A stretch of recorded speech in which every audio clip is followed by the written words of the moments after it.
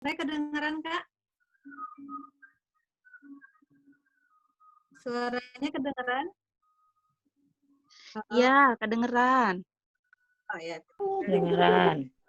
Kedengaran, Alhamdulillah. Bunda. Ya, bismillahirrahmanirrahim. Assalamualaikum warahmatullahi wabarakatuh. Selamat pagi, Bunda semua. Ini kita semua, ada ayahnya juga ya. Kebetulan di Cahaya Ilmu ini parentingnya luar biasa nih, pagi-pagi nih Kak Jaki ngajakin parenting nih. Kalau di Indonesia Barat, waktu Indonesia Barat sekarang jam 8 ya. Biasanya jam 8 memang ibu-ibu lagi mendampingi anak-anak yang mendapatkan tugas dari sekolah ya. Ada yang sudah standby online gitu ya, ada yang memang masih masih anak-anaknya masih persiapan dan seterusnya. Ngomong-ngomong di sini pesertanya banyaknya orang tua atau guru nih? Boleh di chat ya. Ada yang mewakili guru, orang tua mungkin ya? Ya, ada macam-macam ya. Jadi di sini saya bicaranya sebetulnya bagaimana peran kita dalam mendampingi belajar anak di rumah ya. Izin di-share mungkin, Kak? Iya. Nah, Ya. ini slide-nya sebentar. Lihat.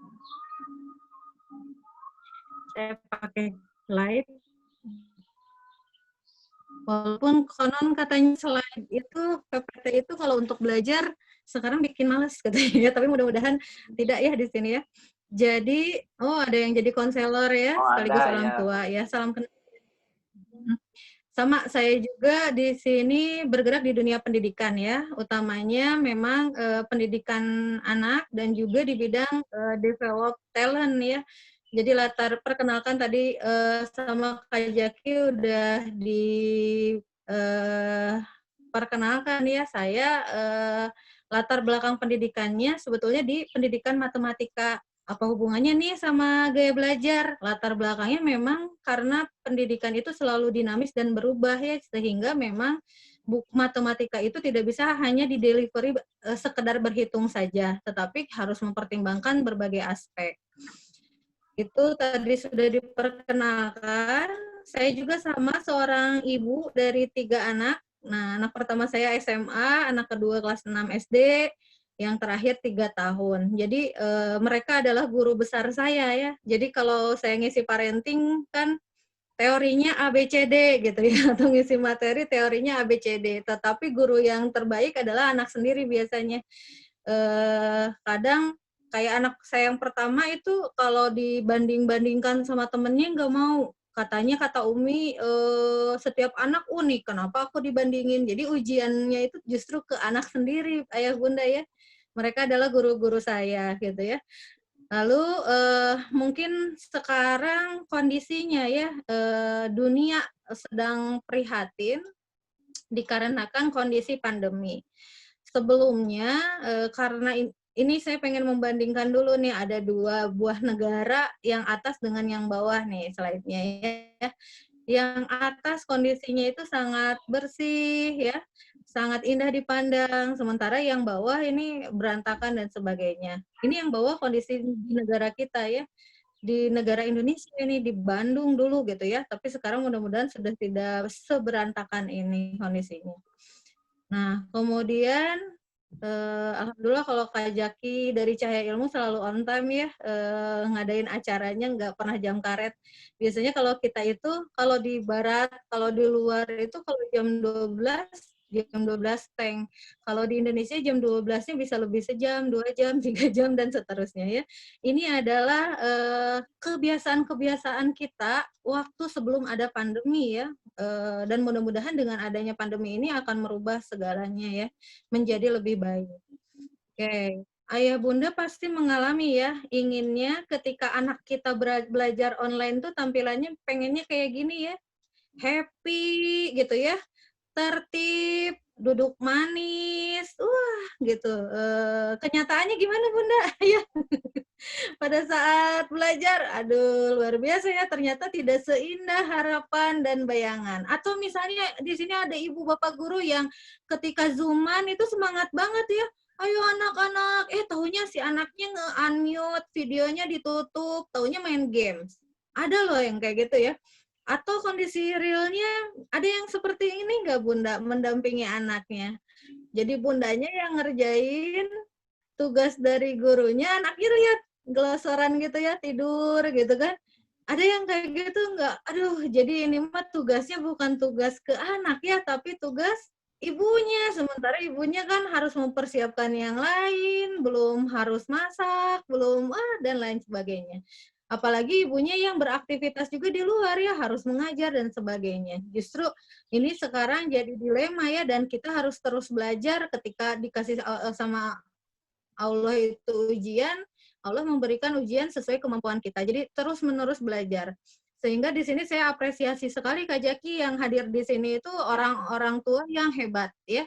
Orang tua yang mau belajar. Bukan karena sertifikat, bukan karena apa, tapi memang Indonesia sedang membutuhkan solusi-solusi ya Bunda ya. Nah, atau ada juga yang kayak gini nggak anaknya? 2 menit tahan ya, stabil. 5 menit kepalanya berat ya, ditopang. 12 menit udah naik tuh ke bangkunya ya, dan terakhir tidur. Kenapa bisa seperti itu? Apakah anak saya nakal? Apakah anak saya normal gitu ya, kondisi seperti itu. Nanti kita bahas ya. Dan atau seperti ini, jadi gurunya yang memberikan bahan ajar, orang tuanya yang ngerjain, anaknya nonton TV, ya. Nah, semoga setelah pertemuan ini kita tidak seperti ini ya, proses online-nya gitu. Terus terang saya juga di sini sedang terus meracik nih proses online, bagaimana caranya agar si anak perkembangannya tidak lantas jadi hilang gitu ya. Nah, di sini gaya belajar yang Kak Jaki tawarkan materinya adalah sebetulnya materi biasa ya Bunda ya. Pengetahuan gaya belajar itu sekarang di YouTube, di Google itu sudah banyak ilmunya gitu. Jadi saya tidak akan membahas detail, tapi di sini lebih ke bagaimana sih kita kembangkan potensi anak-anak kita sehingga tumbuh kembangnya berjalan tepat waktu. Kenapa harus tepat waktu? Karena kalau telat aja ya di usia tertentu itu tidak akan ada remedialnya gitu, nggak bisa diremed gitu. Usia perkembangan tuh nggak bisa diremed. Kalau ulangan nilainya jelek bisa diulang, tapi kalau usia tumbuh kembang itu harus tepat waktu. Jadi 0 sampai 2 tahun, 2 sampai 7 tahun, 7 tahun, 8 tahun, 9 tahun, itu pun setiap tahunnya ada usia-usia perkembangan yang harus kita lakukan tepat waktu gitu ya. Oke, nah Bunda dan Ayah, izinkan saya menggunakan istilah fuka ya. Fuka ini dipakai untuk militer, tetapi sekarang kondisi di dunia itu sedang seperti ini.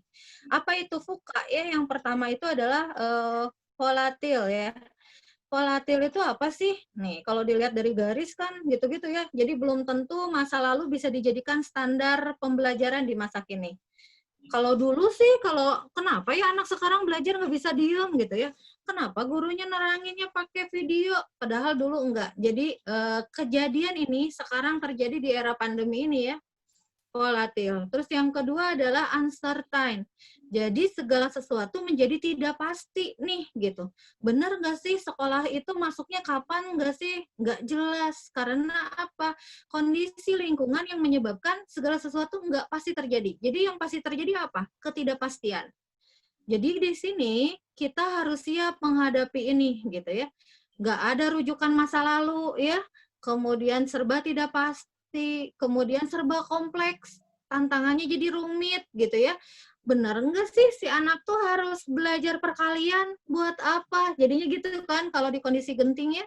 Kemudian serba ambigu, nggak ada contoh yang tepat, terputusnya mata rantai keilmuan dan sebagainya.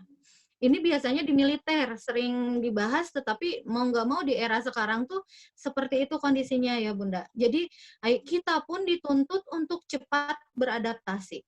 Nah, nanti ada kecerdasan apa sih yang bisa membuat anak kita itu bisa cepat beradaptasi.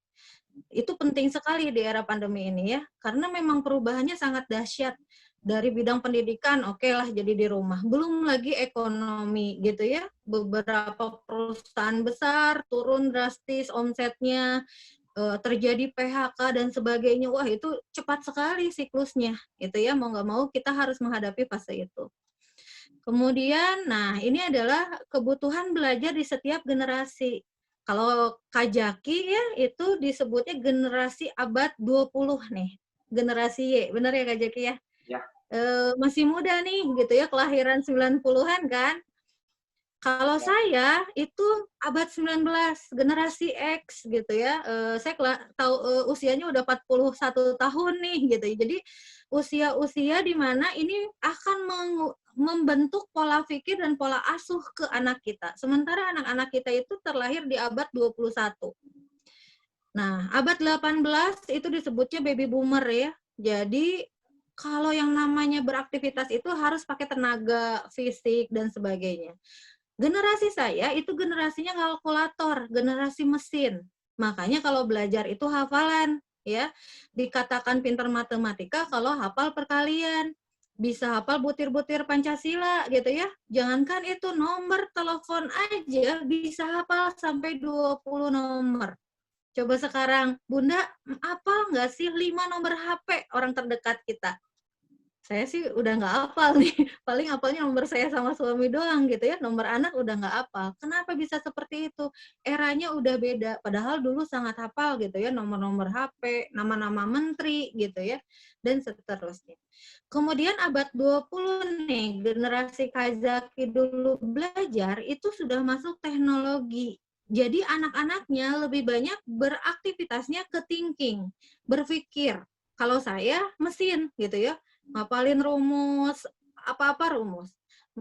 Nah, anak sekarang itu sudah beda lagi generasinya. Ini disebutnya generasi emosional. Jadi baby boomer itu muscle, mesin, main gitu ya. X itu mesin, Y itu main. Generasi Z atau sekarang sih generasi alpha itu disebutnya generasi emosional. Emosional itu bukan marah-marah aja ya, tetapi apa-apa harus ada sentuhan emosinya. Jadi anaknya seperti itu. Tetapi mereka nggak ngerti apa itu emosi. Jadi gini, anak sekarang itu bisa tahu emoticon WA ya, smile yang gitu ya, smile, sad, yang emoticon banyak ekspresinya ya.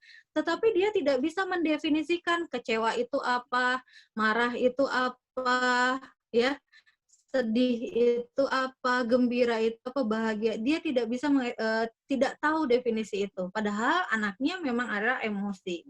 Gitu ya. Sehingga ayah bunda, kita kalau tahu kita generasi apa, pasti kan akan menuntut sama ya ke anak kita. Kenapa waktu Umi mah dulu kelas 3 teh udah hafal kalian udah kelas 5 masih belum hafal gitu ya.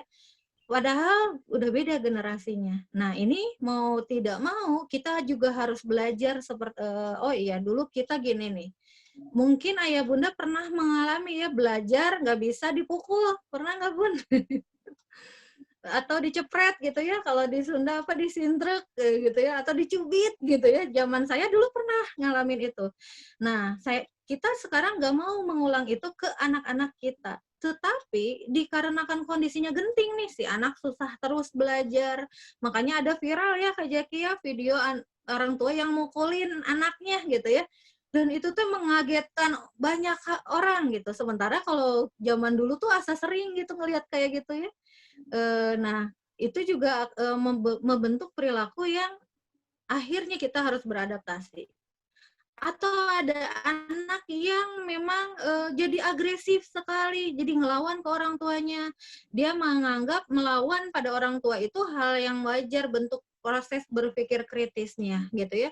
Orang tuanya ada yang sabar mendampingi tapi anaknya marah-marah sama orang tuanya. Ada anaknya yang diem, orang tuanya yang dominan. Nah, ini terjadi terutama di fase genting. Bahkan konon katanya di fase PJJ ini ya emosi jadi pada naik ya. Kita jadi tahu karakter yang sebenarnya nih. Anak kita, saudara, dan seterusnya ya. Ini kebutuhan belajar di setiap era ya, yang mau nggak mau harus kita pahami bersama. Kemudian masuk ke kuadran waktu nih.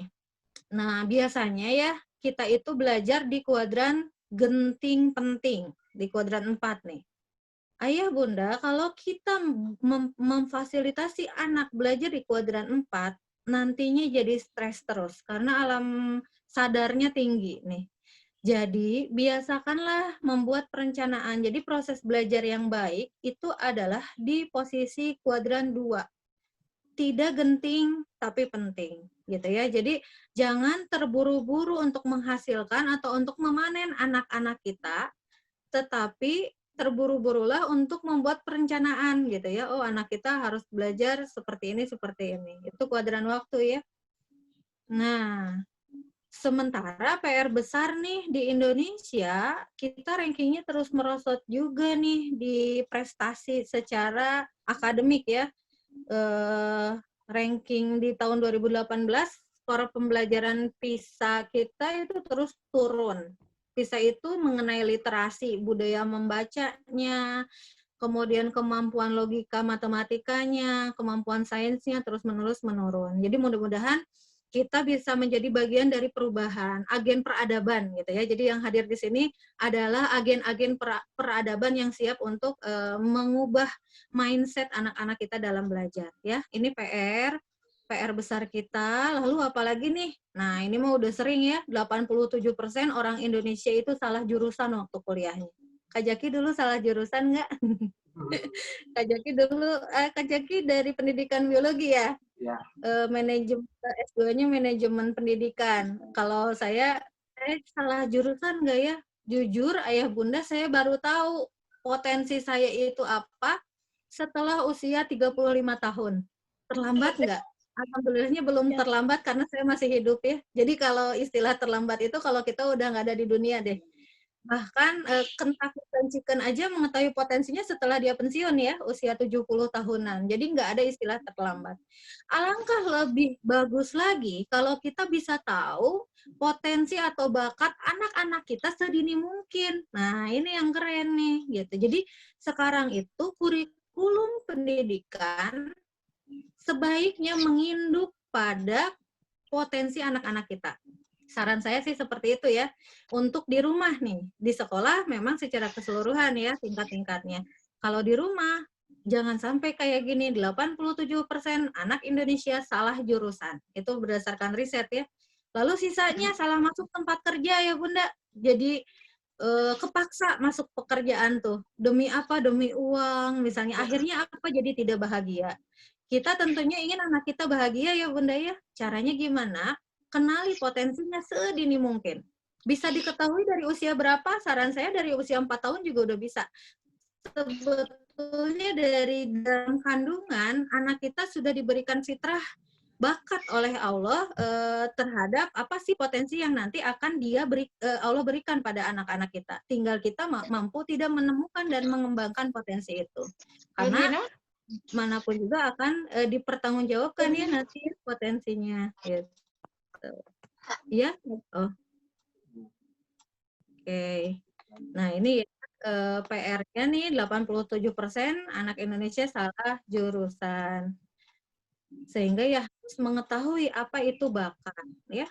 Kemudian, nah ini bukan nakut-nakutin ya, bahwa sekarang itu cita-cita bukan lagi kayak zaman kita dulu. Dulu itu kan cita-cita apa? Dokter, insinyur gitu ya.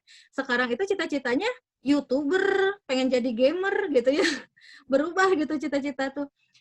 Karena nanti pekerjaan yang akan diminati itu biasanya adalah pekerjaan pertama di era berkaitan sama informasi, yang kedua sama pekerjaan yang berkaitan dengan pemecahan masalah yang tidak terstruktur.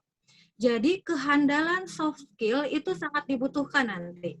Bukan lagi pekerjaan yang sifatnya rutin ya, kayak ngantri tiketing atau membungkus packing, nggak terlalu kognitif, itu tidak lagi populer pekerjaan-pekerjaannya. Sehingga yang harus kita ciptakan adalah anak-anak yang mampu jadi problem solving, memecahkan masalah gitu ya, tantangannya ke sana. Kemudian apa sih yang mempengaruhi bakat? Nah, bakat itu dipengaruhi oleh 3 hal. Ada naturalis, bimbingan dari lingkungan, ada naturalis itu lebih ke genetik ya, ada sejak lahir. Nah, ayahnya kayak gimana, bundanya kayak gimana, nanti anaknya kayak gimana, itu biasanya kombinasi gitu ya. Biasanya kombinasi. Ada yang kedua adalah faktor nurtural, lingkungan. Misalnya anaknya secara genetik itu berbakat menjadi jago ngomong misalnya ya, komunikasinya jago. Tetapi lingkungan tidak mengasahnya. Bahkan setiap anak ngomong pasti dimarahin. Berisik, nanya mulu gitu ya. Sehingga bakatnya jadi tidak akan muncul. Jadi lingkungan juga penting. Dan yang ketiga adalah faktor motivasi. Motif itu ada di dalam diri anak kita. Nah, ini juga kita harus tahu. Anak kita motifnya tingginya karena apa? Apa karena target? Apa karena ada lingkungan yang kondusif? Lingkungan yang kondusif itu misalnya gini, nyaman nggak sih buat anak belajar? Kalau nyaman, si anak bisa bagus. Ada juga anak yang belajar, walaupun lingkungan nggak nyaman, tapi karena dia punya target. Misalnya, kalau aku bisa ini, aku akan dapat hadiah misalnya ya. Ada anak yang termotivasinya karena target, gitu ya. Jadi inilah yang akan mempengaruhi prestasi anak-anak kita. Kak Jaki nanti kalau waktu saya udah habis, kasih tahu aja ya. Ya, nanti dikasih tahu kalau udah habis. Masih berlanjut. Nah, ini adalah rumus teori perilaku ya, bahwa perilaku anak kita ya tadi dipengaruhi oleh lingkungan dan masa lalunya. Jadi bunda dan ayah dan guru-guru sekolah itu akan membuat masa kini menjadi masa lalunya anak-anak kelak.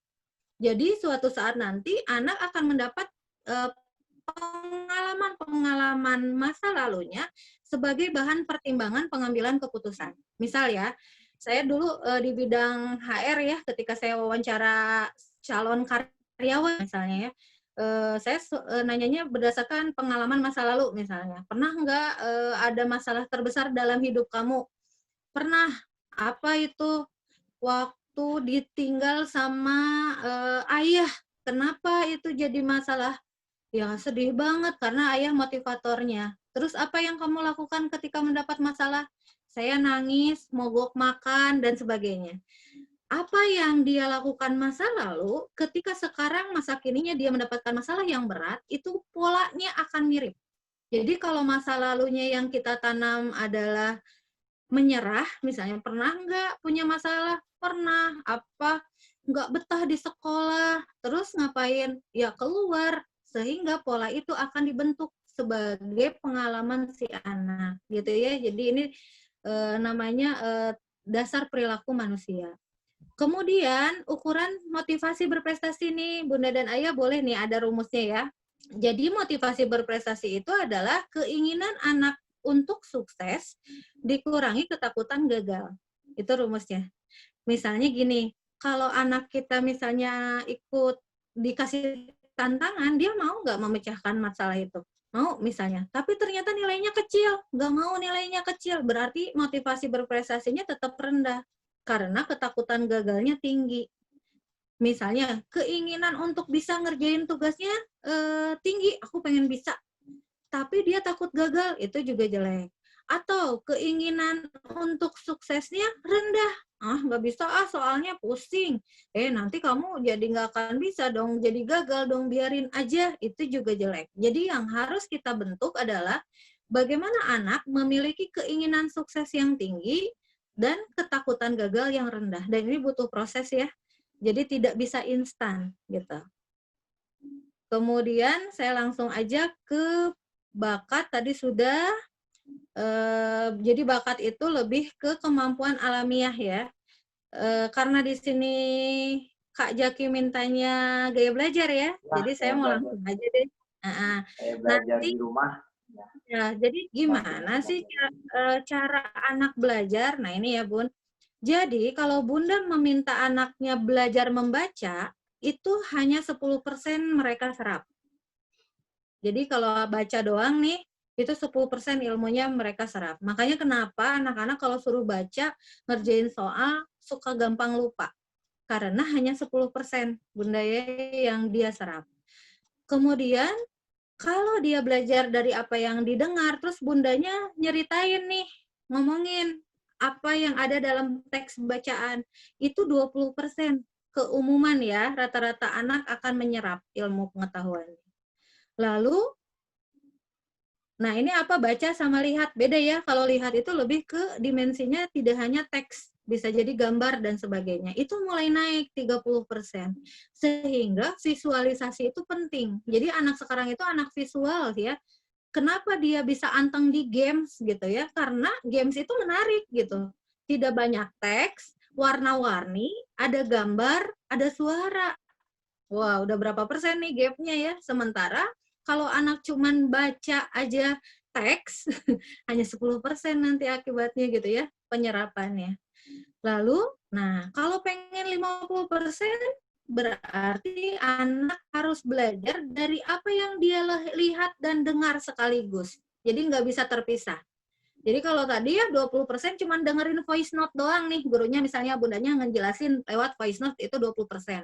30% melihat aja. Kalau pengen dikombinasikan 50% itu tampilan belajarnya harus ada yang dia lihat dan dia dengar. Gitu ya kombinasi. Pengen naik lagi menjadi 70%, anak harus ngomong. Jadi di feedback, di review apa aja sih tadi yang udah kamu lakukan gitu ya. Kenapa ya anak saya kalau ditanya, tadi belajar apa? Nggak tahu. Karena pertanyaannya itu lebih ke sifatnya harus menyeluruh memorinya. Tapi kalau sama Bunda di apa namanya dikasih target nih. Nanti kamu ceritain ya apa yang ada di dalam video belajar gurunya gitu ya. Anaknya harus ceritain ulang. Nah, itu 70% tuh si anak bisa memahami ilmu pengetahuannya. Jadi itu bentuk feedbacknya ya. Kemudian 90%. Nah, kalau pengen itu harus dipraktekkan. 90% dari apa yang anak katakan dan lakukan. Makanya punten kalau ada anak meniru orang yang ngomongnya kasar, kenapa dia bisa terus-menerus repeat dan ingat? Karena dia juga mengatakan dan melakukan gitu. Pengen nyobain. Itu 90%. Jadi, sekali lagi daya serap setiap anak itu berbeda-beda. Ini juga bisa jadi bahan untuk guru-guru ya di pandemi ini seperti apa nih biar 90% nih si anak pahamnya gitu ya daya serap. Potensi kecerdasan sebetulnya banyak ya Bunda ya. Ada dominasi otak, gaya belajar, kecerdasan majemuk, ada MBTI, tes IQ, ada talent mapping, banyak ya. Dan ini bisa Bunda dapatkan melalui banyak hal. Bisa mengamati Bunda sebagai observer gitu ya. Bisa juga ada self assessment-nya, ada sidik jari, ada psikotes dan seterusnya. Karena di sini ranah saya bukan ranah tes, tapi saya lebih ke ranah interpretasi hasil tes dan pengembangannya gitu ya. Nah, yang akan dibahas di pertemuan ini adalah dominasi otak dan gaya belajar. Kenapa? Ini penting dulu ya.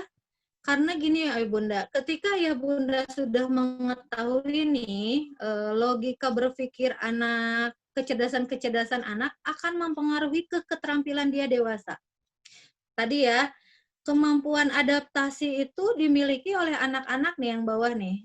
Oleh anak-anak yang seperti apa? Anak-anak yang cerdas, naturalis. Gitu ya. Jadi kemampuan adaptasi, kalau boleh saya ini ya, ini nih yang ada di bawah ini.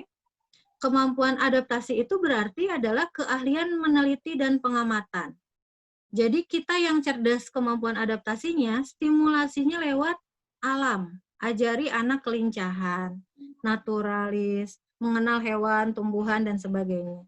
Kalau anak kita pengen bagus leadership-nya nih kayak mempengaruhi orang, ya, itu berarti yang harus diasah adalah logikanya sama visual spasialnya. Jadi kalau anak gambar-gambar ya Bun ya, ini bagus untuk mengasah kemampuan konsep ya. Komunikasi nih, pengen anak jago ngomong nih, bisa jadi guru yang bagus, trainer, motivator. Berarti yang harus diasah adalah kemampuan linguistiknya sama kemampuan musiknya. Jadi musik itu bukan hanya masalah bernyanyi, tapi kepekaan terhadap nada dan sebagainya. pengen anak kita cekatan nih, nggak lelet ya. Kalau dikasih tantangan, kerja itu cepet. Seneng ya kalau pegawai punya bos punya pekerja yang cepet ya. Ini harus diasah body kinestetiknya nih. Nggak boleh si anak rebahan terus nih. Harus olahraga, harus disimulasikan main sepeda, apalah gitu. Yang mengasah kecekatan operasional gitu ya. Pengen juga Bunda, misalnya anaknya jago main nih, jago kreatif, bisa menjalin hubungan sama banyak orang, enggak jadi anak yang soliter gitu ya, bagus di perencanaan, berarti yang harus diasah adalah kecerdasan dirinya, intrapersonal dan interpersonal. Pertama kali saran saya, Bunda harus tahu dulu anak kita kadar kecerdasannya seberapa persen. Nah, itu ya. Harus tahu dulu. Karena kalau enggak nanti kita juga jadi salah stimulasi nih gitu ya, salah mengembangkan. Oke, langsung sekarang ke mengenal otak nih, belahan otak nih. Otak kiri, otak kanan. Boleh disimulasikan ya, Ayah Bunda juga boleh nih ngikut. Kalau video saya kelihatan nggak ya? Boleh Kak Jaki ikutan ya. Ya, Kalau boleh. otak kiri, ini mah tesnya tes spontan aja ya. Kalau tes lebih valid lagi nanti ikutan asesmennya. Boleh Bunda pertama silangkan jarinya seperti ini. Nah, Ibu jari kiri atau kanan ya, yang di atasnya, yang enaknya gimana nih kalau disilangkan nih? Ya, diingat ya, kiri atau kanan. Nanti di chat nih, ditulis. Oh, kalau saya kiri, kalau Kak Jaki apa? Kiri. Kiri. Kiri juga. Oke, sekarang silangkan tangan kayak gini. Kalau di Sunda sidakep ya. Nah, kalau saya tangan kiri yang di atas. Kak Jaki apa? Kanan. Kanan. Nanti kita pasti beda-beda ya. Ini Ya, beda-beda. ini aja games aja ya. Nah, jadi gimana sih kalau tadi ya kiri-kiri nih, saya kiri-kiri, dominasinya katanya otak kanan gitu ya. Kalau kanan-kanan itu dominasi berpikirnya ada di otak kiri. Kalau Kak Jaki tadi kanan kiri ya, berarti Ya. seimbang gitu. Jadi di belahan otak manusia itu ada dominasi kanan, ada dominasi kiri. Walaupun ada juga yang namanya otak tengah ya. Tapi otak berpikir biasanya yang dilakukan adalah otak kiri dan kanan. Nah, sebetulnya buat apa sih? Ini Bunda ya, anak, saya bicaranya anak nih. Anak laki-laki dan anak perempuan itu berbeda pendekatannya. Walaupun nanti ketika dites anak laki-lakinya aku otak kiri misalnya ya. Jadi kalau anak laki-laki, nih ini anak laki-laki itu gimana ya? Gini ya. Anak laki-laki dan anak perempuan itu biasanya kalau anak laki-laki itu lebih ke otak kanannya lebih duluan teraktivasi. Kalau anak perempuan, otak kirinya lebih duluan teraktivasi. Artinya gini, bukan berarti kalau otak kanan, otak kirinya nggak ada. Ada semuanya ya. Hanya, kenapa Bunda suka nggak merasakan ini? Kenapa ya kalau anak laki-laki tidak lebih rajin ya? Kalau nulis biasanya anak perempuan nih yang paling giat, rajin nulis. Kalau anak laki-laki pasti nyantai-nyantai. Kenapa? Karena memang aktivasinya lebih banyak di otak kanan. Kalau perempuan lebih banyak di otak kiri. Ini bicaranya anak. Sebelum 18 tahun deh ya. Atau anak TK. Nah, anak TK nih atau anak usia dini. Ini pasti otak kanan. Otak kirinya belum terlalu optimal tumbuhnya. Makanya kenapa kalau saya di Islam ya, ada yang namanya fase akil balik itu harus lebih dari 7 tahun baru dihitung, baru boleh dihukum kalau nggak sholat gitu ya. Kenapa? Karena anak usia dini itu belum bisa akalnya terbentuk dengan sebaik gitu ya. Jadi kalau misalnya anak TK dipaksakan harus membaca, berhitung, hafal, itu kasihan. Kenapa? Karena otak kanannya yang lagi teraktivasi gitu ya. Kalau udah SD baru diseimbangkan gitu ya, distimulus dua-duanya. Kalau TK saran saya kreatif aja. Jadi anak TK itu selalu benar ya Bunda ya. Misalnya si anaknya ngegambar garis gitu ya. Anak ngegambarnya nggak jelas, ngegambar garis kayak gini. Itu apa? Anak TK bisa aja bilang itu gunung. Boleh. Anak TK bisa aja bilang itu pedang. Ya. Jadi kalau anak TK menggambar semakin abstrak itu semakin bagus karena otak kanannya yang sedang terstimulasi. Otak kanan, kalau saya sering bilangnya otak kanan itu adalah otak gimana nanti. Jadi orang-orang yang dominan di otak kanan itu banyaknya kumaha engke kalau istilah bahasa Sunda ya. Kalau di Indonesia gimana nanti aja lah gitu. Yang penting mah kita action gitu ya. Otak kreatif, spontan gitu. Kalau otak rileks, kalau otak kiri itu otak teratur. Nanti gimana? Penuh resiko, banyak pertimbangan. Kita jualan yuk, nanti gimana kalau rugi? Oh nggak mau, takut dimarahin. Otaknya lebih ke sadar gitu ya. Jadi sistematik, teratur dan sebagainya. Nah, tugas kita dalam pendampingan anak, saya bicaranya anak di bawah usia 14 tahun ya, 15 tahun, itu dua-duanya harus diaktifasi, Bunda. Jadi anak itu bukan fokus ke kekuatannya aja, tapi dua-duanya harus distimulus. Disiplinnya harus pakai otak kiri, tata tertib, ketegasan itu pakai otak kiri. Otak kanan adalah otak sentuhan, pujian, kreativitas, itu otak kanan. Jadi jangan salah kaprah untuk memarahi anak. Misalnya gini ya, boleh nggak sih marah? Ya nggak boleh marah-marah, tapi tegas itu penting. Kalau anak misalnya tidak sholat, Bunda tegur, kasih hukuman itu boleh. Tetapi kalau anak menggambarnya jelek, itu jangan dihukum. Karena itu kaitannya sama kreativitas, gitu ya. Kalau anak misalnya ngomong kasar, atau karena sudah ada aturan di rumah nggak boleh ngomong kasar, itu harus dikoreksi. Tapi kalau anak misalnya ngomongnya keras, atau kalau belajar itu sambil ngomong sendiri, itu nggak boleh dimarahin. Karena itu lebih ke skill yang lain di luar tata tertib. Itu mengenai belahan otak ya. Jadi terus beda lagi gini, anak laki-laki itu punya keterbatasan menerima banyak sekali bahasa verbal. Beda sama anak perempuan. Jadi semakin kita cerewetin anak laki-laki, itu semakin ngeblank biasanya si anaknya. Jadi nggak ikut instruksi dari kita. Anak laki-laki itu nggak bisa dicerewetin. Bapak-bapak juga sama ya. Nggak bisa. Jangan terlalu banyak diberikan evaluasi yang sifatnya bahasa kata-kata yang sangat banyak karena akan terbatas. Makanya kenapa kalau orang dewasa itu ya laki-laki lebih to the point ngomongnya, perempuan tuh lebih banyak bicara gitu ya.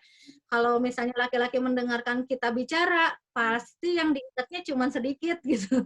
Ya iya weh kayak yang mendengarkan padahal enggak gitu. Jadi itu biasanya kecenderungan yang muncul di antara perempuan sama laki-laki.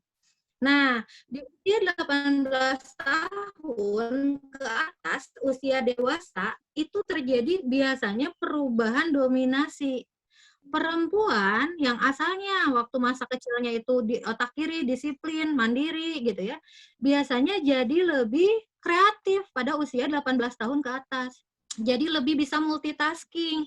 Ibu-ibu kan bisa ya sambil ngasuh anak nih, sambil parenting, sambil nyetrika baju, bisa ya. Kalau bapak-bapak kecenderungannya fokusnya jadi ke otak kiri. Jadi lebih fokus, lebih spesial gitu ya.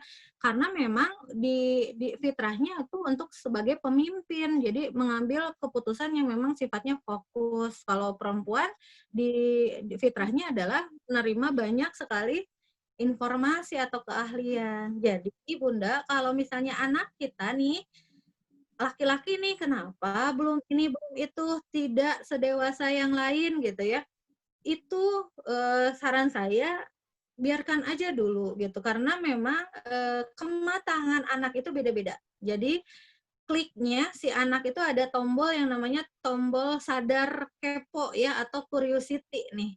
Kliknya kalau kita anak udah punya tombol kepo, dia belajar itu nggak bisa dihentikan. Nah, kita nggak tahu start-nya kapan, matangnya kapan, gitu ya. Tapi kita bisa stimulasi itu kapanpun, gitu ya. Yang kita jangan berharap tuh nggak mateng-mateng nih. Nanti Bunda juga bisa tahu nih tahap mana dikatakan terlambat misalnya ya. Kayak anak nggak bisa baca di kelas 1, nggak masalah, gitu ya. Tapi kalau sudah kelas 3 SD belum bisa baca, nah itu baru warning sign. Ada apa nih gitu. Atau anak umur 9 bulan belum bisa jalan, nggak masalah. Jangan lantas jadi panik atau baru 11 bulan belum bisa jalan, nggak masalah. Tapi kalau udah 2 tahun lebih, itu baru ada sesuatu. Gitu ya Bun ya. Jadi di sini kita lebih ke, ini adalah modalitas yang Allah berikan untuk semua manusia gitu ya.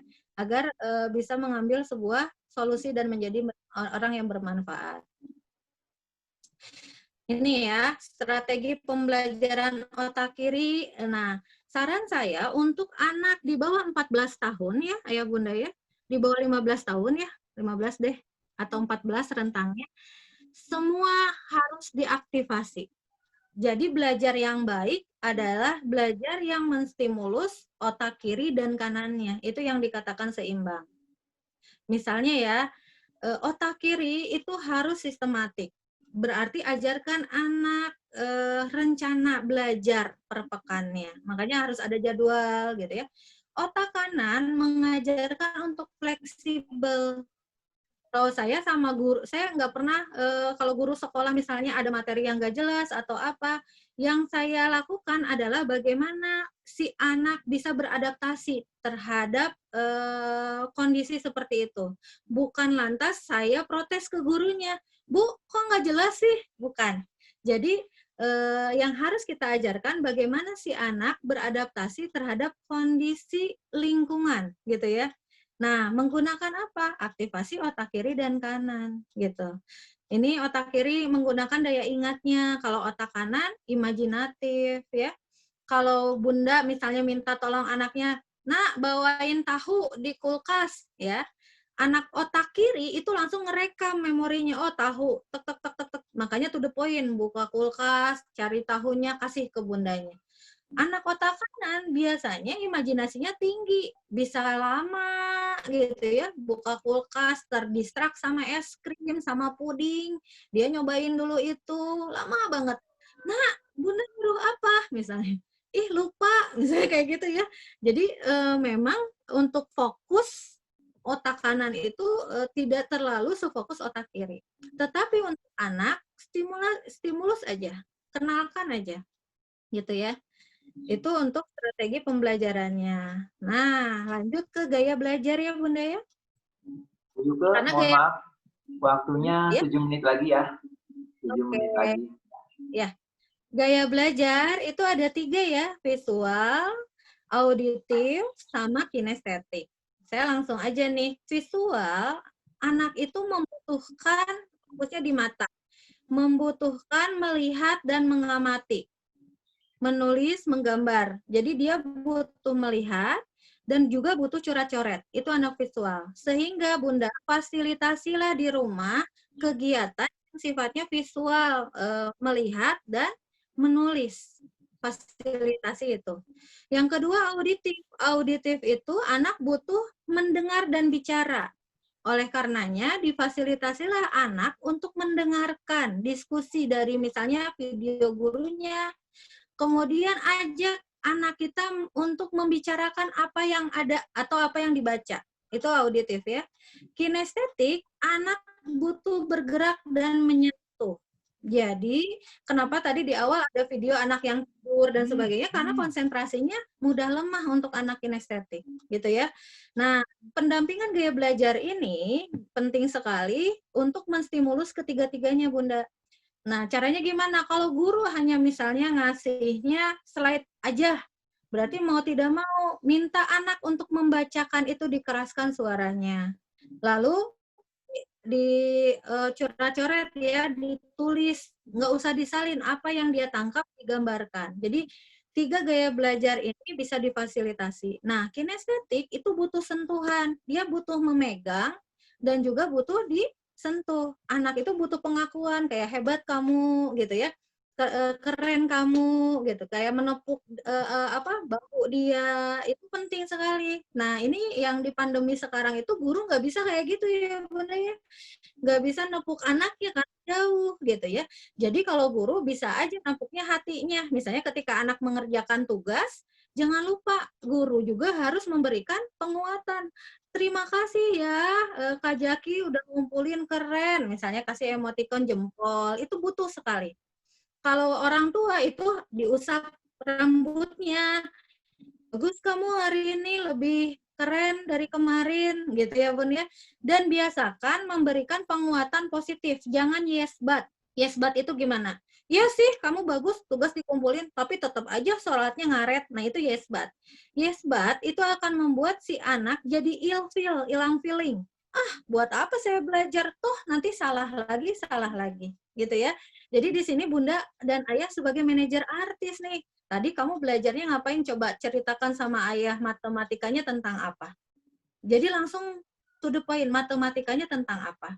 Nggak tahu, lupa. Coba ambil bukunya tentang apa. Judulnya aja baca, bilangan bulat. Jadi bilangan bulat itu gimana sih? Gitu ya.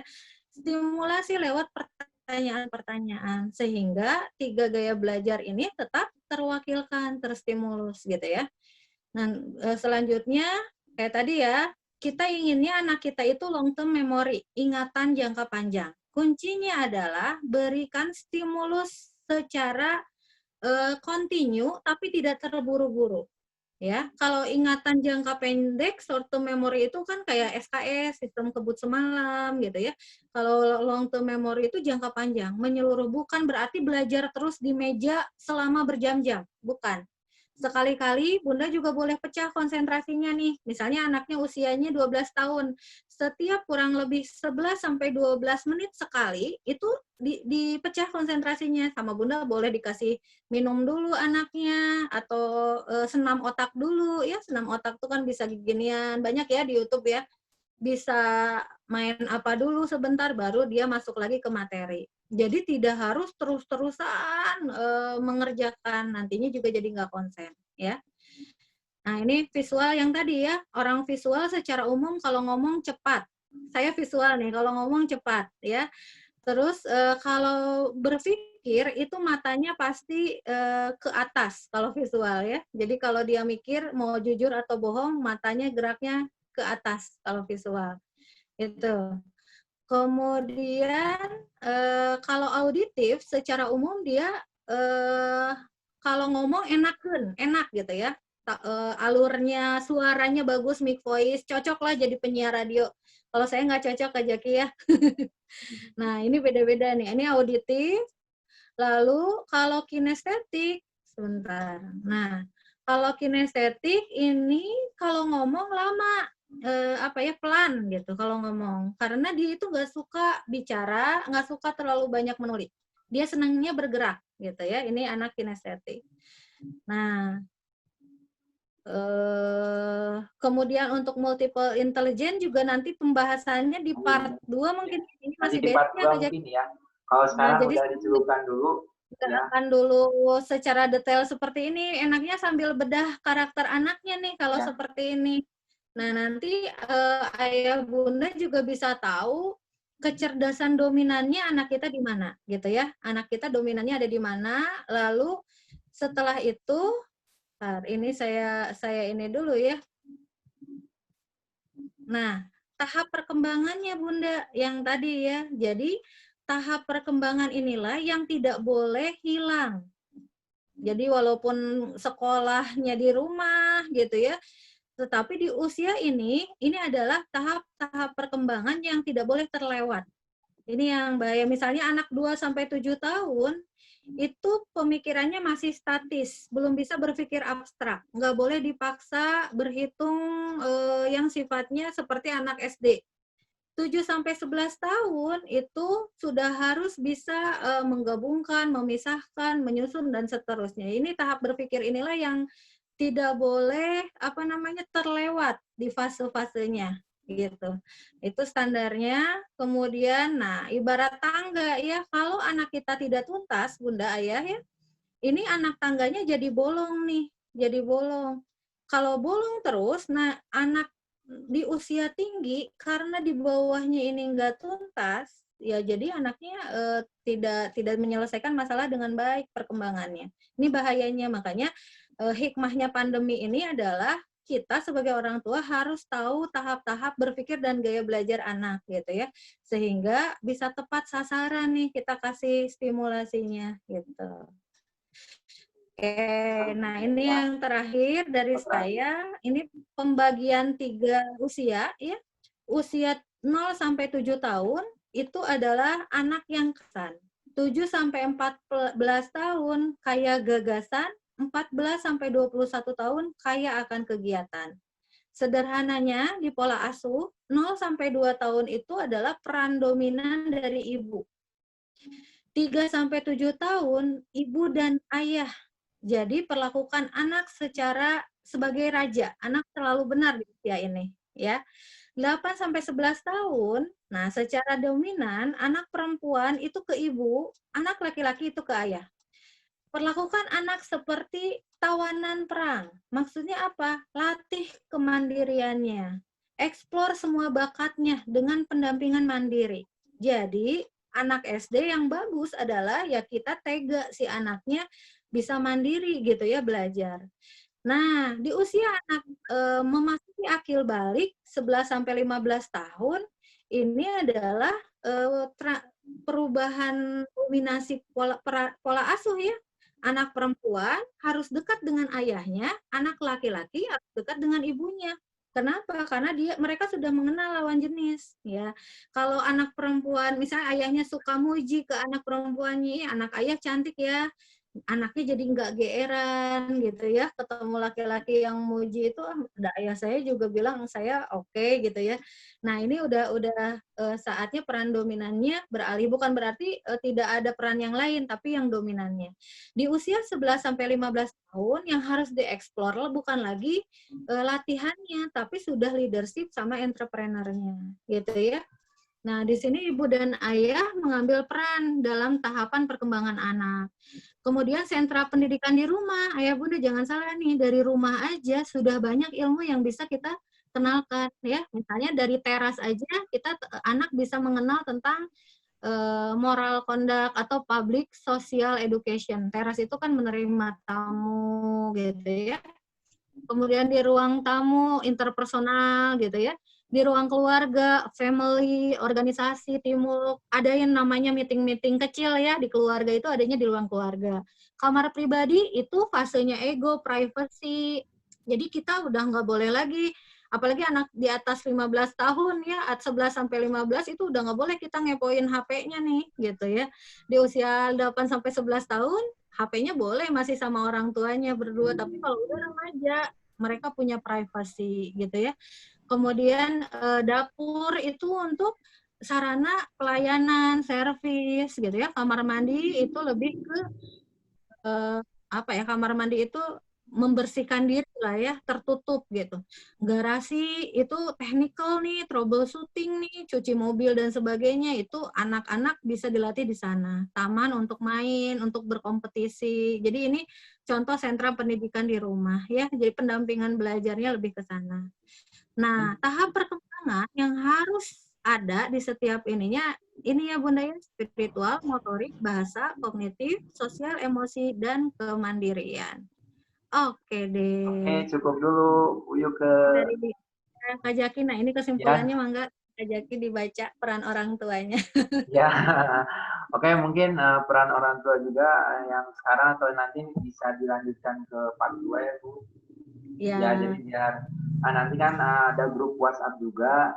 Nanti yang sudah masuk grup WhatsApp mohon jangan keluar karena kita akan share-share terus dan insya Allah 2 minggu sekali kita akan continue untuk mengadakan parenting dalam pendampingan siswa atau peserta didik belajar di rumah atau orang tua yang kesulitan untuk mendampingi anak-anaknya bisa mendampingi di rumah dengan cara ini dia nanti didampingi sama Bu. Oke, alhamdulillah materi part pertama untuk parenting online sudah dilaksanakan. Berjalannya parenting ini disponsori, ada yang support juga ya. Kita juga dari Cahaya Ilmu kerjasama dengan The Negara dan ada juga dari Indie Edu. Nah, ini juga salah satu ada India itu juga, dan ada IMC, Edu Planner Muslim Club. Nah, jadi adanya parenting ini, berjalan parenting ini didukung oleh ya tadi support dari tim lembaga kita, alhamdulillah. Nah, sekarang mungkin ada penjelasan dari India itu, karena penjelasan ini mungkin bisa untuk ibu-ibu atau bapak-bapak dan ayah bunda bisa melaksanakan, ada voucher-voucher menarik dari Ini Edu. Silakan untuk Kak Kiki memaparkan dari tim Ini Edu. Silakan Kak. Ya, Assalamualaikum untuk bunda-bunda dan ayah. Tadi kakak melihat ya ada ayahnya juga yang hadir dan ada ibu dan ayahnya, luar biasa sekali mengikuti parenting kali ini. Perkenalkan, saya Kak Kiki dari Ini Edu. Di sini ingin sharing ke ayah dan bunda bahwa Ini Edu bisa menjadi partner ayah dan bunda untuk membimbing Ananda. Nah, untuk di Ini Edu sendiri nih kita ada paket belajar online. Ada online yang mandiri dan ada juga yang terbimbing ya Bunda.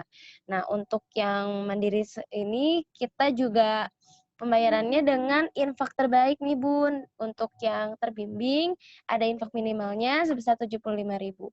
Nah, pemberitahuan juga nih untuk ayah dan bunda bahwa Indi Edu di sini juga infaknya diberikan kepada Ananda yang tidak bisa mengikuti pembelajaran gitu ya. Jadi kita sumbangkan kepada Ananda yang kurang mampu untuk belajar di pendidikan yang lebih formal gitu ya. Jadi kita bantu seperti itu. Nah, untuk yang daerah Bandung misalnya yang dekat di Bandung Timur, area Surapati Core, kita juga buka nih Bun kelas belajar offline, ada yang belajarnya berkelompok, ada juga yang belajarnya privat. Nah, gitu. Untuk yang selanjutnya ada juga nih yang offline nih, barangkali nih ayah dan bunda misalnya kesulitan ketika mengajarkan sesuatu, terutama di matematika dan sains. Nah, Ini Edu bisa menjadi partner ayah dan bunda. Di sini kita ada kelas private offline dan juga private online. Jadi ini khusus one on one. Jadi satu tentor atau satu mentor akan mendampingi satu siswa. Seperti itu. Ini untuk yang offline-nya berarti kita bisa ke rumah ayah dan bunda atau mungkin mau ngambil yang online biar misalnya Kak biar lebih aman nih Kak mau yang online. Boleh banget nih Bunda. Kita nanti akan ada sesi pembahasan dan belajarnya via Zoom dan WhatsApp secara pribadi dengan anandanya seperti itu. Nah, selain itu kita juga ada nih untuk bunda-bunda yang ingin menjadi asisten belajar di rumah nih. Nah, kita buka yang namanya Edu Partner. Jadi, ayah dan bunda akan mendapatkan paket instrumen belajar dari Indi Edu dan juga ada video pembelajarannya. Terus nanti juga ada sesi pelatihan mengajarnya beserta tim ahli kami tentunya. Seperti itu. Dan untuk Indi Edu sendiri, di sini layanannya itu lebih ke matematika, sains, juga ada bimbingan kesulitan materi yang dipelajari di sekolah. Itu. Untuk kurikulumnya sendiri ini kita mengacu pada NCTM. Target belajarnya untuk 1 tahun, tentunya 1 tahun ajaran, dan grade materinya dari kelas 1 SD sampai kelas 12 SMA. Jadi dari SD, SMP, sampai SMA kita buka nih ya Bunda. Seperti itu. Iya, itu aja mungkin Kak Zaki kalau dari tim Indi Edu. Nanti kita juga akan share informasinya ke grup WhatsApp-nya Ayah Bunda mungkin ya Kak Zaki? Iya, ya nanti di-share Kak. Terima kasih Kak. Gitu. Itu aja. Ya, Terima kasih untuk Ayah Bunda yang hadir hari ini. Kak Kiki yakin ini ilmunya itu sangat bermanfaat sekali nih Ayah Bunda dan bisa dipraktekkan untuk anandanya. Terima kasih. Makasih Kak Kiki. Oke, silakan ya Bunda yang ingin bertanya boleh di kolom komentar atau di chat. Silakan yang ingin bertanya, 2 pertanyaan terbaik akan saya pilih. Silakan yang ingin bertanya. di kolom chat silakan yang ingin bertanya. Insya Allah nanti Cahaya Ilmu juga 2 minggu ke depan kita akan mengadakan kembali parenting lanjutan. Mudah-mudahan bisa membantu ayah bundanya dalam menghadapi anandanya belajar di rumah. Ya, kesulitan-kesulitannya bisa nanti saling konsultasi di grup. Silakan, ada yang ingin bertanya? Pertanyaan terbaik nanti akan dibacakan. Oke, ada nih dari Kadina. Pendampingannya berapa season ya Kak yang online? Oke, bisa langsung dijawab ya. Untuk pendampingannya kita pendampingan yang sudah tes ya Kak ya. Kalau kita kan nanti akan ada tes juga kalau yang berminat. Nah nanti kalau yang sudah berminat ingin ikut tes, kita ada 4 kali pendampingan secara online dan menyeluruh gitu Kak. Kalau untuk parentingnya kita terus continue selama pandemi ini. Selama kita masih belum bertemu, tidak boleh tatap muka, kita terus mendampingi lewat online. Ada lagi yang ingin bertanya, silakan. Kita langsung bertanya. Ada Bu Yuke. Waktunya masih ada 15 menit lagi. Silakan untuk yang ingin bertanya.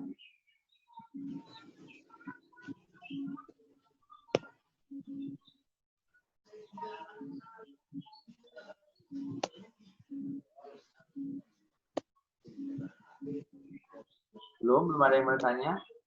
Oke, sambil tampilin ya. Ini PowerPoint dari yang itu, yang untuk tes kecerdasannya bisa ditampilkan dulu sebentar. Sambil menunggu pertanyaan. Oh, ini ada nih ya sambil pertanyaan. Bagaimana cara orang tua memanage anak untuk pendampingan di rumah yang memiliki anak 3 orang yang sekolah di SD? Semuanya perlu pendampingan secara bersamaan. Oke, bisa sambil langsung dijawab ya. Nah, Bu Yuke, ini dari Bu Hani. Ada yang bagaimana cara orang tua memanage anak untuk pendampingan? Oke, bisa sambil langsung dijawab. Manajemen ya. Ya. Pertama, Bu Hani. ada Bu Hani. Anaknya 3, Masya Allah. Semuanya belajar ya. Oke, ini peran orang tua ya. Sekaligus di sini aja saya sharingkan nih. Pertama adalah orang tua itu adalah manajer artis, mindsetnya ke situ ya. Mindsetnya adalah orang tua manajer artis, anak kita artis. Jadi kalau Bunda punya 3 anak, luar biasa ya. Artisnya ada 3 nih. Si artis ini pasti belajarnya beda-beda. Nah, yang namanya belajar itu kan ada belajar yang sifatnya formal, tertib, misalnya duduk manis dan sebagainya. Ada yang sifatnya di luar konteks belajar formal. Saya berarti ini memanage belajar dua-duanya ya. Jadi ketika anak kita belajar formal, pertama yang ini Bunda, melakukan proses pendampingan belajar dengan tempat yang mendukung dulu. Gitu ya. Tempatnya mendukung dulu, waktunya tepat.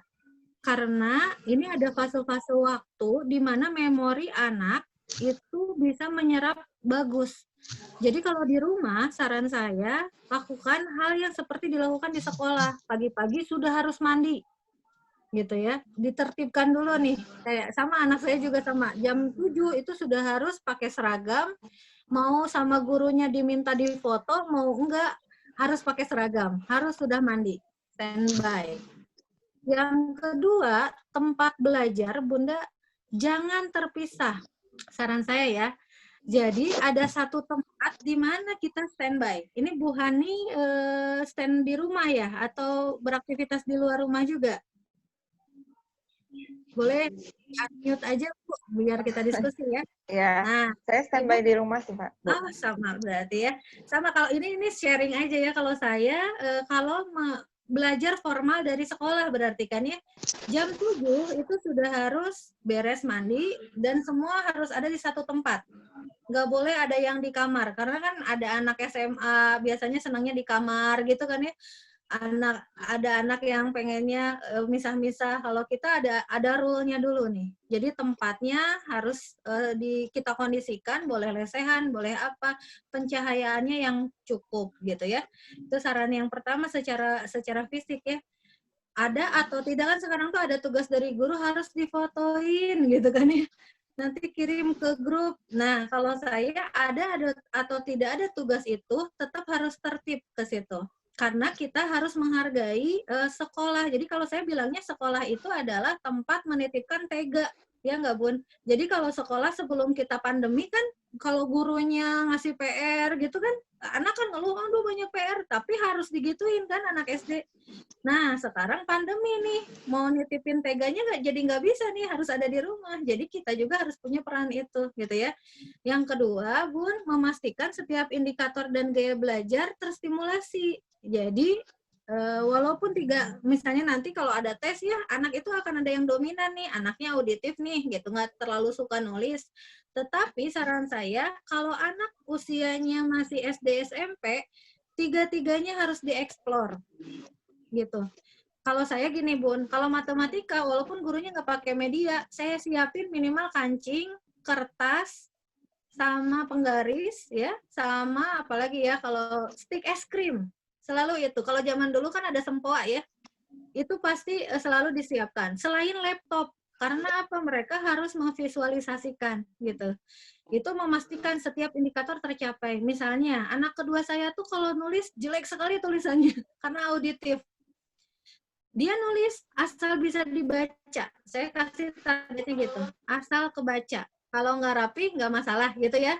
Tapi kalau yang diwajibkan dari anak auditif adalah dia harus review materinya ke saya. Jadi bukan saya yang jadi gurunya.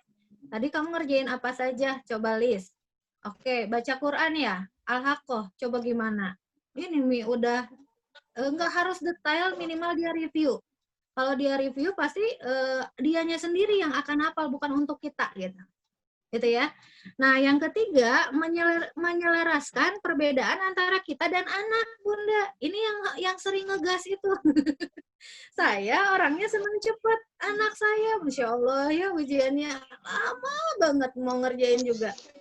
Hanya tinggal nyalin aja nangis gitu ya. Nah, itu yang harus diselaraskan. Sehingga kalau saya sih suka join sama guru atau guru lesnya. Misalnya gurunya saya hubungi, Pak, nanti ke anak saya mah tolong ya ditagih aja secara japri. Jadi gurunya, pokoknya teganya ke guru aja. Saya kerjasamanya gitu. Jadi kalau sama guru nggak pernah, anaknya nggak bisa terus saya marahin gurunya. Bu guru, kenapa ini soalnya susah? Nggak pernah gitu. Tapi gini, Pak, tolong tagihin ya. Jadi saya punya power. Nih, Pak Syukur udah nagih. Kalau nggak pakai voice note aja, Pak. Saya nggak takut kan si anak. Nah, itu kompaknya harus di sana, Bu. Jadi Bunda nggak sendiri di sini ya. Terus yang keempat, ini Bunda, jangan lupa ngasih motivasi ke anak. Jadi kalau anak udah sesuai, Mama bangga, besok kamu lebih hebat lagi. Itu harus sering. Anak sekarang tuh krisis motif penguatan, Bunda. Jadi banyak, kita punya ekspektasi tinggi kan ya. Tetapi kalau ada perubahan setiap harinya, akui gitu. Gitu. Karena ada anak yang bergerak hanya karena dikasih jempol loh sama mamanya. Jadi mamanya mainnya di jempol, bukan hari ini jempol Bunda naiknya segini, kamu keren. Kemarin kan segini nih, masih males-malesan, masih marah-marah, sekarang naik, yang kayak gitu ya. Dan terakhir, jalin komunikasi aktif Bunda sama lingkungan. Ya, kayak tadi kompakan, saran saya. Mudah-mudahan nggak puas ya, Bun. Terima kasih, Bunda Yuke. Oke. Sama Bunda. Ya, terima kasih, Bu. Dan sekarang ada pertanyaan nih ada 3 pertanyaan lagi nih ya. Dari Iya, Bu enggak. Emi, Bu Is, dan Bu Aas. Nah, mungkin pilih salah satu aja ya. Boleh. Ya, nanti mungkin sisanya kalau yang nggak kejawab di sini nanti bisa di-share di grup ya pertanyaan jawabannya. Oke, ini dari mewakili kan tadi yang udah SD ya, sekarang pengen tahu nih yang TK-nya nih. Bu, anak saya perempuan masih TK, Dia aktif banget, nggak mau diem kalau di rumah, tapi kalau di sekolah dia pendiam terus. Kalau disuruh nulis sama baca dia nggak mau, tapi kalau dikasih berhitung sama dikasih soal matematika dia semangat. Nah itu gimana? Oke. Ya, Anak nggak bisa diem. Jadi gini ya, ada kalanya si anak kalau di rumah jadi apa adanya. Jadi manja, nggak ketulungan. Tapi kalau di sekolah dia bisa jadi diem, ngelihat, mengamat. Ada kepribadian yang berbeda. Itu pantau aja Bunda selagi kepribadiannya tidak merusak. Maksudnya gini, itu lebih berbahaya kalau di rumah anak diem, tapi di sekolah anak agresif. Mukul teman itu yang lebih bahaya. Tapi kalau di rumah anak centil, misalnya jago kandang gitu ya, di rumah berani sama mamanya, nyanyi-nyanyi apa, di sekolah malu, itu proses. Jadi nggak apa-apa. Karena proses kan, anak juga melihat, oh itu orang lain, aku harus jaim, jaga image, itu proses. Kemudian tadi, anak saya kok kecenderungannya senangnya ke matematika ya, sementara membaca itu kurang begitu suka. Berarti Bunda sudah bisa jadi observer buat anaknya, bagus ini. Ya. Karena penting sekali nih, ini indikator yang kedua tadi ya, memastikan setiap indikator terstimulus. Berarti Bunda udah tahu kecerdasan logika anaknya muncul. Kalau anaknya suka, jangan dihentikan, Bun. Jadi anaknya udah suka angka, oh udah kata Bu Yuku jangan dulu diajarin, biarin aja kalau anaknya suka ya. Nah, kalau anaknya udah suka baca misalnya, pengen bisa baca sendiri itu nggak apa-apa. Karena kan kita pengen anak kita tuh kayak bukan mobil mogok ya. Kan paling susah tuh kayak gini, ngedorong mobil mogok gitu. Kalau anak serba nggak mau itu susah. Kayak gini nih. Tapi kalau anaknya suka, itu jangan di stop. Nah, sekarang tinggal Bunda lihat mana yang kurangnya. Oh, anaknya kurang begitu suka membaca misalnya. Artinya dia kurang begitu ini tetap aja kenalkan Bun, tapi jangan dipaksa gitu ya, dikenalkan karena bisa jadi belum tereksplor aja gitu ya. Nah, perkara kenapa lebih suka dan sebagainya, ujung-ujungnya yang tadi Bunda, bakat itu pada akhirnya kita itu akan terasah di bakatnya gitu pada akhirnya ya. Tetapi di usia TK itu usia eksplor, kenalkan tapi jangan dipaksa gitu. Jadi kalau caranya gimana? Bunda bisa aja ngedongeng dulu, terus ngobrolin pentingnya membaca dan sebagainya gitu ya. Saran saya kayak gitu kalau untuk ke TK. Jadi nggak bisa diem, wajar ya Bunda ya. Usia 5 tahun itu paling bisa konsentrasi maksimal itu 4 menit lah. Sisanya pasti banyaknya beraktivitas, bergerak, dan sebagainya. Jadi nggak ada istilah anak nggak bisa diem itu anak nakal. Justru bagus. Justru kalau anak TK banyaknya diem ya, diemnya sampai sejam, itu justru harus dicek. Kalau saya nanganinnya kayak gitu, nah ini anaknya diem terus, ini bahaya gitu. Ini bahaya gitu ya Kak Jaki ya. ya. Satu lagi boleh? Satu lagi boleh Bu Ike? Enggak. Boleh Kak. Nah ini ada yang ini nih dari Bu Emi nih. Nah Ya. mungkin garis besarnya ya kalau anak-anak suka marah-marah, nah terus supaya diperhatikan dalam waktu kebersamaan itu gimana? Bu Ike? Ya, marah-marah. Nah, ini ranahnya psikologi klinis ya. Tapi minimal gini deh, emosi anak itu tidak bisa dihilangkan ya Bunda ya. Yang namanya emosi itu kan ada 3 ya. Ada emosi yang dipendam, ya dipendam. Kalau ada kesel misalnya itu dipendam. Ada emosi yang diledakkan, itu marah-marah. Dan ada emosi yang dirilis. Dirilis itu dikeluarkannya dengan cara yang baik. Nah, anak yang sudah kecanduan gadget biasanya kecenderungan suka marah-marah, emosinya tinggi gitu. Karena apa? Karena tidak ada rilis, Bunda. Jadi gini ya, saran saya kalau ke anak batasi penggunaan gadget, seimbangkan dengan kecerdasan yang lainnya. Misalnya ini nih, biasanya ada di motorik misalnya. Motorik kasar, motorik halusnya juga harus dirilis emosinya. Sehingga si emosi anaknya itu tidak ada di otaknya aja, kan kalau main HP terus capek ya, tidak keringetan gitu. Saran saya sih banyak juga diajak olahraga, terus ke alam atau hal-hal yang sifatnya keringatnya keluar biar seimbang gitu. Jadi kalau marah-marah itu biasanya perilaku dia juga mencontoh lingkungan gitu ya, dan merugikan gitu ya Kak Jaki ya. Jadi dirilis emosinya. Kalau Kak Jaki kalau kesel suka apa? Jalan-jalan ya? Jalan-jalan ke alam. Ah, itu bagus. Rilis emosi, Ya, jalan-jalan ke alam, biar jangan ke tenang. keramaian ya. Ya, betul. Kalau keralnya makin pusing. Juga Makin pusing. pusing dan lagi Macet pandemi ya. gitu. Jadi memang harus diseimbangkan Bunda. Tantangannya ada di gadget. Jangan sampai main ini aja, jangan sampai main komputer atau main HP di kamar. Itu hindari sekali. Di kamar dia jangan. Jadi kalau mau main HP, main komputer, bikin rule, kerjakan di ruang belajar bareng-bareng yang terpantau oleh semua. Itu aja. Tetap ya harus ada batasan gitu. Jadi kita cek dulu nih berapa lama penggunaan gadgetnya gitu Kak Jaki. Ya. Terima kasih Bu Yuke. Nah, Ya, ini yang sudah bertanya juga, terima kasih. Ada Bu Is, Bu Aas, Bu Tri, ya terima kasih. Mungkin sekarang bagi yang ingin mengetahui kecerdasan anandanya ya, bisa lewat kita Cahaya Ilmu. Mantap. Kita juga bergerak. banyak pertanyaannya ya. Ya. Masih banyak nih pertanyaan-pertanyaannya. Masih banyak ya? Karena waktunya sudah ini, Bu Yuke. Mungkin nanti di teman saya. di season Boleh nanti berikutnya. saya kirim aja ke grup ya, ke Ya Kak nanti Jaki di grup. Ya nanti Bu Yuke masukin di grup ya. Mohon izin.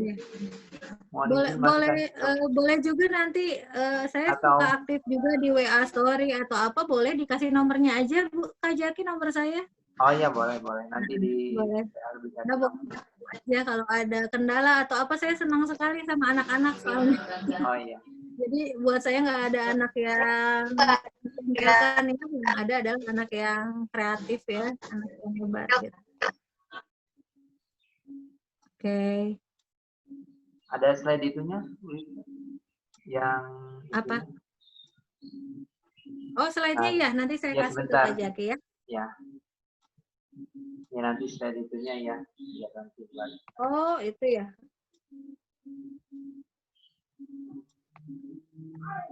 Oke. Ya terima kasih ya Bunda. Ini ada info terakhir dari Cahaya Ilmu. Juga ada Kak Dinar ya, Kak Dinar juga dari Cahaya Ilmu juga. Ini ya Kak. Nah ini ya, bagi yang ingin khusus ya, ini khusus yang ikut parenting hari ini. Ya khusus yang ikut parenting hari ini. Bagi ayah bunda yang ingin mengetahui potensi kecerdasan anaknya, bisa harga khusus hari ini sampai besok terakhir. Sampai besok terakhir khusus yang ikut parenting hari ini. Nah ini dari harga biasa kita ke sekolah. Nah, ini harga-harganya. Paket-paketnya juga ini. Ada keterangannya. Nanti saya share juga di grup. Untuk ini fasilitasnya asesmen, hasil, ada hasilnya juga, penjelasan hasil, konsultasi, dan sertifikat. Nah, biasanya kalau kita ke sekolah-sekolah, sertifikat ini bisa digunakan untuk masuk ke SD atau masuk ke jenjang berikutnya untuk acuan bahan kita untuk ke depan itu gimana. Jadi bisa kelihatan gaya belajarnya seperti apa, terus minat bakatnya, passionnya di mana. Dan nanti untuk supaya nggak salah jurusan, nah maka ada treatment khusus untuk tes kecerdasan anaknya. Ya paket-paketnya ada paket anak remaja, dan paket remaja dewasa. Mungkin nanti ini di-share saja di grup WhatsApp. Bagi yang ingin mendaftar nanti bisa di WhatsApp. Ya, terima kasih atas perhatiannya ibu-ibu semua, bapak-bapak, ayah bunda, kakak-kakak, mas dan mbak semuanya yang hadir pada kesempatan kali ini.